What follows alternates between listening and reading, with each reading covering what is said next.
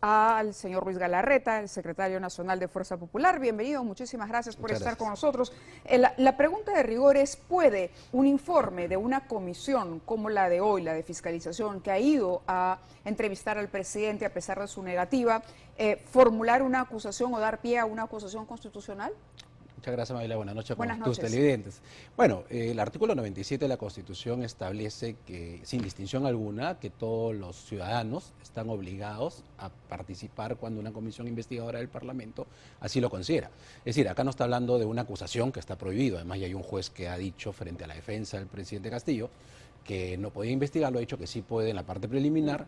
Pero el otro artículo relacionado a comisión investigadora, que además la Constitución te dice que el Parlamento puede investigar todo asunto que considere de interés público, no pone límites, porque así funciona en el mundo. Es decir, el contrapeso es así. Puede investigar todo asunto de interés público, Sí. y a todos, incluyendo al presidente. No hace distinción. No hace distinción. Y al ser citado el presidente, no está, digamos, en la distinción de lo que está prohibido en la Constitución, que es acusarlo, ¿no? Pero convocarlo como lo han hecho otros presidentes, ¿no? Claro, pero yo hablaba de la infracción constitucional. ¿Cree que la ha cometido? Porque revisábamos antecedentes y, por ejemplo, el presidente Humala en su momento no recibió a la comisión López Meneses. En su momento, Ana Jara envió un oficio informando a la comisión que no era pertinente que ese grupo interrogue al presidente Humala basándose en el 117 de la Constitución. Entonces, es una figura ambigua, es una interpretación difícil. Y va a dar para el debate, pero hay otros presidentes que sí lo han recibido. Más bien el debate era si era público o privado, o sea, reservado, me refiero.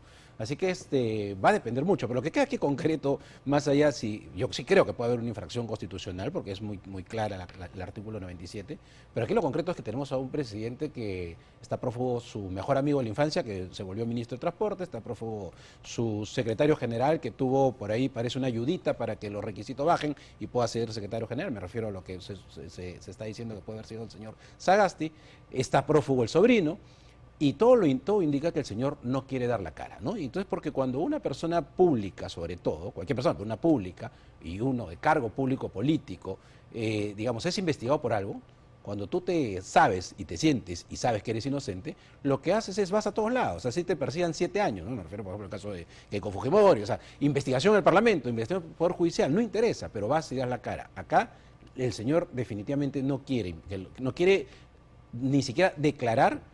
No solo a la Fiscalía, lo que está el diciendo Congreso, el presidente en estos recorridos, como le hacíamos mención al almirante Montoya, es que él intenta trabajar por el pueblo, pero el Congreso le pone obstáculos. Detrás de ese mensaje, ¿usted cree que haya algo más que una campaña para desacreditar al Congreso? Sí, bueno, desacreditar al Congreso no solo viene el presidente, ¿no? Viene de ambos lados, ¿no? Pero el presidente, de otros lados, ¿no? ¿Simplemente desacreditarlo o hay algo más? Sí, no, de todas maneras yo creo que hay un plan siempre para ver y es más, creo que Aníbal Torres lo ha dicho una vez, que ellos ya pensaban presentar cuestiones de confianza.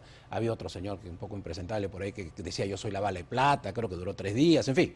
Es decir, tú tienes un gobierno, Mavila, que al margen por ejemplo, uno puede decir, puede ser un gobierno de izquierda, que más o menos tiene sus políticas, pero este gobierno no solamente es incapaz, como la mayoría de los gobiernos de izquierda, creo, pero además es una corrupción enorme, pero en el acto, no es que ya pasaron años y uno mira hacia atrás y encuentra caso Toledo, caso Humala, no, ahorita lo tenemos pasando, ¿no? Entonces, él lo que está tratando, obviamente, es de evitar la justicia y de hacer populismo que yo no sé si le resulta. Le hago la pregunta porque en su momento, cuando el presidente Fujimori disuelve el Congreso en el año 92, el tema que él defendía era más o menos lo mismo. Quiero implementar un plan de gobierno y el Congreso no me deja.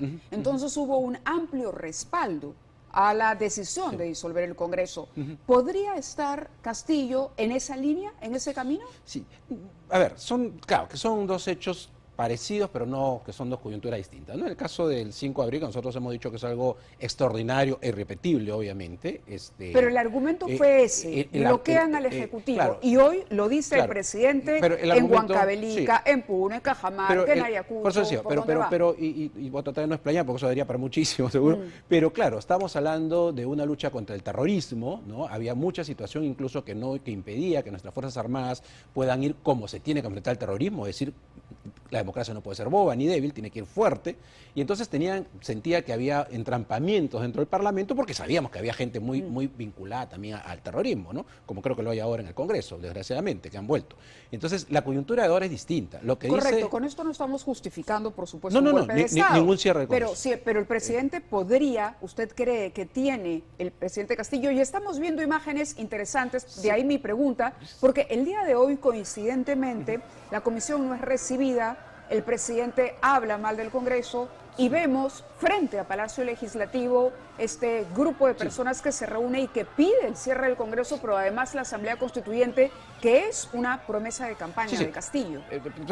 Tenías que enfrentar el terrorismo, tenías que hacer ajustes económicos, el Perú está económicamente pésimo. Así Nada que, justifica un golpe. No, te digo frente a... Entonces, no, por supuesto que no. Pero por eso te digo, para mí fue extraordinario, irrepetible y así lo tenemos claro. Pero hoy día, en el Perú de hoy día, porque además después vimos que el Perú creció, que se derrotó el terrorismo, etcétera. Entonces los resultados son, el Perú de hoy día es distinto. ¿Quiere cerrar el Congreso Castillo? Es lo que le estoy preguntando. Yo no sé si Castillo, porque hay otras voces que también abonan a eso, ¿no? Yo creo que Castillo sí. Pero esas otras voces no tienen la decisión, pero Castillo podría tener la decisión y acometer un golpe en determinado momento si llega a desprestigiar al Congreso tanto como en su momento estuvo desprestigiado, y eso fue lo que le sirvió a Fujimori para granjearse la aprobación de la ciudadanía, ese cierre del Congreso. Pero no solo el presidente Fujimori, ¿no? Vizcarra exactamente hizo lo mismo con el Congreso. Es decir, el Congreso en el mundo es la piñata.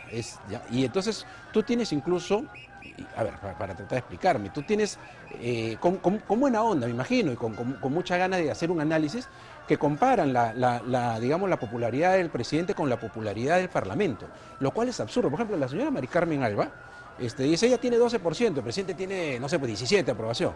No puedes comparar a alguien que gana, supuestamente, ¿no? Con 50 más 1, con una persona que gana su escaño con 0.14%, y ha pasado a 12%. O sea, N a la vez ha sacado la señora. Hoy día la señora Alba tiene N veces más respaldo de lo que entró. Entonces, la comparación es a veces no ociosa por quien lo hace con interés, pero que es absurda, porque obviamente el Congreso venden ideas, por ejemplo, ellos quieren comprar cosas para el Mundial, cuando las cosas se las van a comprar después del Mundial, pero ya lo vendieron así. Entonces pregúntale después a la gente en una encuesta qué opina el Congreso. Todos quieren cerrar el Congreso. Entonces la manipulación contra el Congreso. Por eso le preguntaba directamente, pero ¿el gobierno quiere cerrar el Congreso? ¿Va a llegar a un punto en que o el Congreso, o el presidente cierra el Congreso, o el Congreso vaca al presidente? ¿Estamos en ese escenario, caminando a ese escenario? Yo creo que el presidente y el gobierno siempre ha pensado en cerrar el Congreso, pues no cree en la Asamblea, no quería en el Tribunal. ¿Cree que lo sigue pensando? No cree en el Poder Judicial. Yo creo que sí, pero la diferencia con otros actores políticos es que el actual no tiene apoyo, por ejemplo, mediático, no tiene apoyo de la prensa, y más bien hay otros que también quieren cerrar el Congreso, pero están más bien con que también se vaya Castillo, ¿no? Entonces, ¿usted cree que van a salir a defender al Congreso, que las personas van a salir a las calles en marcha a defender al Congreso? Yo creo que el Congreso... Yo creo que él más bien se siente seguro de que no va a ocurrir eso. Es que es difícil que salgas a defender el Congreso, pero lo importante, y aquí va el aporte que tú como periodista, más periodista, creo que claramente objetiva y además preparada, es que tenemos que volver a creer en la República. Es decir, si se va al Congreso, no se va porque tiene 80% de desaprobación o 90%. Si tuviera 90% de aprobación, a mí me preocuparía un Congreso tan popular, porque más bien quiere decir que es populista. Un Congreso con impopularidad, que no te hablo de los hechos de corrupción, que los hechos de corrupción, que también en el Congreso no se comparan con los hechos de corrupción del Ejecutivo de los gobiernos regionales. Lo que pasa es que normalmente los reflectores están en el Congreso. Entonces hay que empezar, aunque sea de a poquitos, ya más allá de la crisis actual, empezar al futuro. Si Castillo se va, no es porque tenga desaprobación del 90%, se va porque está a cada rato cometiendo infracciones con la Constitución, con lo que hace con los mandos militares, con lo que ha hecho con la policía, con lo que hace con los ministros que son prontuariados. Son cosas distintas. Se está poniendo en bandeja de plata, como decimos, o como deduzco su interpretación, infringiendo la Constitución cuando a él le provoca, simplemente porque no quiere reconocer que hay una estructura del Estado a la que debe someterse desde el momento en que ganó la elección.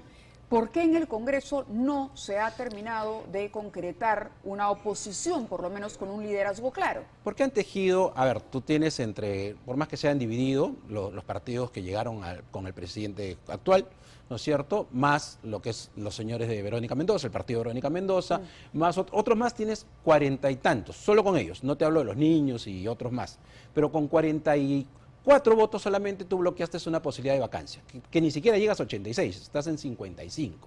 Frente a un tema que es evidente que en cualquier otro parlamento ya se hubiera ido, cualquier presidente a otro parlamento lo hubiera sacado, ¿no? De acuerdo, señor Galarreta, lo tengo que interrumpir Sí, un momento. cómo no. Hemos preparado una nota sobre el papel que está desempeñando el ministro de Justicia, Félix Chero, y lo decimos porque la Procuraduría General de la República es un organismo adscrito al ministerio, pero que debería ser independiente.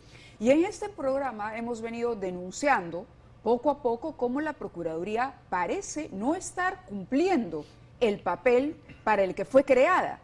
En lugar de defender los intereses del Estado, defiende al gobernante de turno.